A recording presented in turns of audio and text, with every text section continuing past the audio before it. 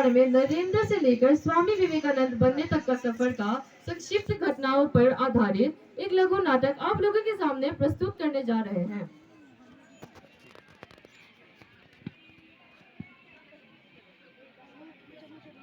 नरेंद्र भगवान की खोज में अपने गुरु रामकृष्ण परमहंस के पास जाता है और अपने प्रश्नों का हल ढूंढता है।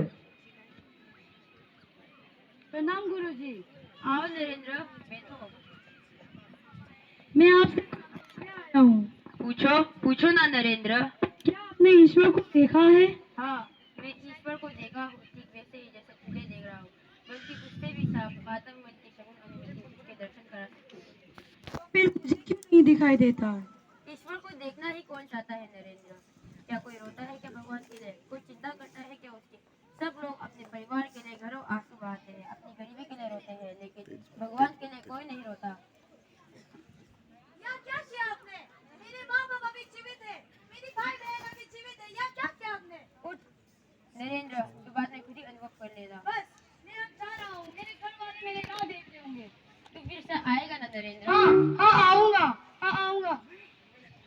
कुछ दिनों के बाद नरेंद्र के पिता विश्वनाथ दत्त की मृत्यु होने के कारण उसके परिवार पर दुखों का पहाड़ टूट पड़ता है। आर्थिक स्थिति बिगड़ जाती है। पूरा परिवार भूखमरी के कगार पर खड़ा है।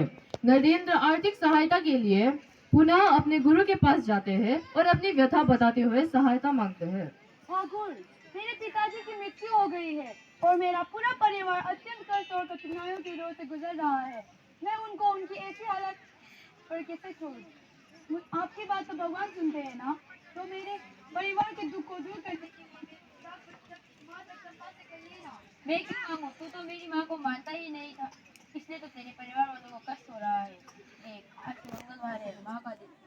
तू पूरे दिल से जो भी मांगेगा वो माँ तुझे जरूर देगी। जा, जाकर मांग ले। मैं तेरे लिए यही से माँ से प्रार्थना करूंगा। जा मांग। मुझे ज्ञान दो, मुझे भक्ति दो, मुझे वैराग्य दो माँ। क्यों नरेंद्र, मांग लिया? नहीं ठाकुर, जो मांगने गया था वो मांग नहीं पाया। फिर से जा, फिर से जा, मांग। जा जा जा। हे माँ, मुझे ज्ञान दो, मुझे भक्ति दो, मुझे वैराग्य दो माँ। अब तो मांग लिया ना? नहीं ठाकुर, जब भी मैं माँ के सामने जाता हूँ सब कुछ भूल जाता हूँ। भाग नालायक, भूल जाता है। जा, जाकर फिर से मांग। पैसा मांग, पैसा, पैसा जाकर मांग। हे माँ, मुझे ज्ञान दो, मुझे भक्ति दो, मुझे वैराग्य दो माँ। आपने ही मेरे ऊपर जादू कर रखा है, आप ही मुझे बार बार भुलवा देते हैं। नरेंद्र, इसमें मैं क्या कर सकता हूँ? तुम्हारे भाग्य में संसार का सुख नहीं है। अगर तू मेरी माँ की सेवा करेगा तो तेरे परिवार वालों को कष्ट ना होगा। मैं माँ को नहीं जानता, मैं बस आपको जानता हूँ। आज के बाद आप ही मेरे परिवार की जिम्मेदारी देखेंगे, याद रखिएगा। इस प्रकार कुछ दिनों के बाद रामकृष्ण परमहंस की तबीयत बिगड़ जाती है, जिसकी सूचना नरेंद्र को मिलती है और वह तत्काल अपने गुरु रामकृष्ण परमहंस से मिलने आ जाता है।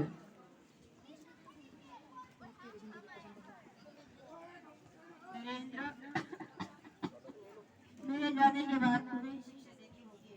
नहीं ठाकुर, यह काम मुझसे नहीं होगा, यह मेरे बस का नहीं है ठाकुर। तू क्या तेरी हत्या भी करेगी? ये सब मुझे जरा बताओ।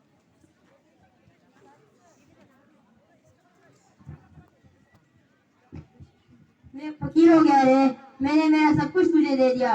नरेंद्र, तू सबसे बुद्धिमान है, तू सबकी देखरेख करना।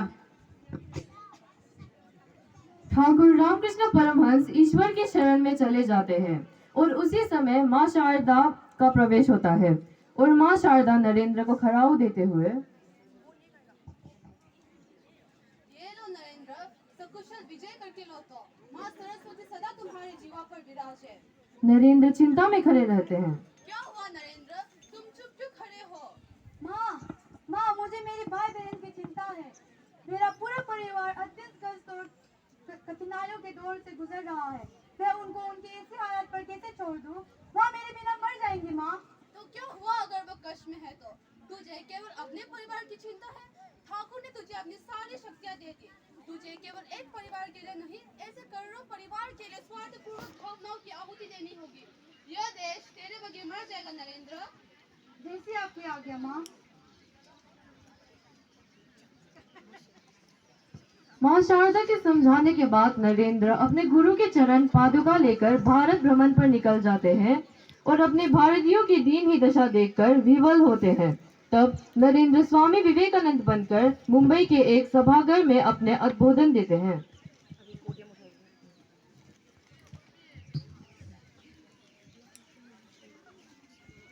अब लोगों को भी उस उद्बोधन से परिचय कराते हैं।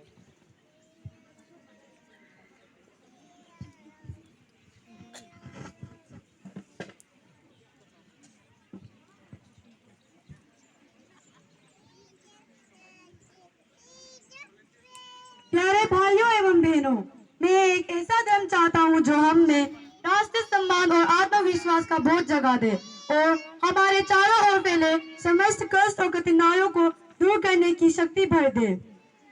मातृभूमि के लिए केवल मन में प्रेम उमड़ आए इससे काम नहीं चलेगा। जरूरी है अपने भारतवासियों को देखने के बाद मन में कितनी हलचल होती है। भाइयों एवं बहनों,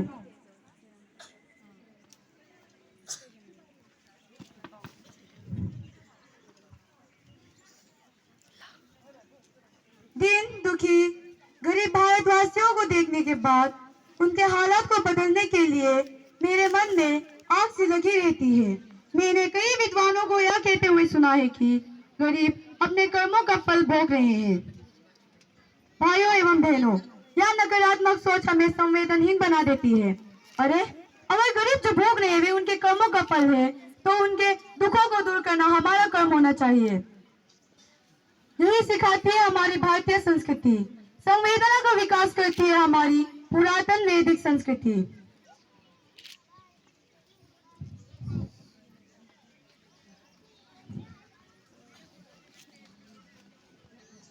Excuse me, Swamiji. This country is full of garbages. What is wrong if I follow Europeans? They are cultured, educated, and nice. They have got a very good education. I feel ashamed to born here in this country. Brother, there is nothing wrong in accepting good things from other culture. You do serve your own thing, but not at the cost of your mother. मेरा देश मात्र जमीन का टुकड़ा नहीं है, यह माँ है, भारत माँ। My brother, gift of India to the world is gift of spirituality, gift of simplicity, gift of religion and philosophy. अरे हम भारतीयों की यही समस्या है। अरे अपना धर्म शास्त्र पढ़ो पहले, उनको समझो और अगर उचित लगे तो उनकी आलोचना भी करो, लेकिन तुम जैसे अंधे को अधिकार नहीं है कि वह औरों को बदसूरत कहता फिरे। मेरे भावी सुधर को हृदय से अनुभव करो। और भारत की पीड़ा को क्या तुम हृदय से अनुभव करते हो कि भारत को अज्ञान के काले बादल ने ढक लिया है? क्या तुम हृदय से अनुभव करते हो कि लाखों करोड़ों लोग रोज गरीबी के कारण भूखे मर रहे हैं? क्या तुम हृदय से अनुभव करते हो कि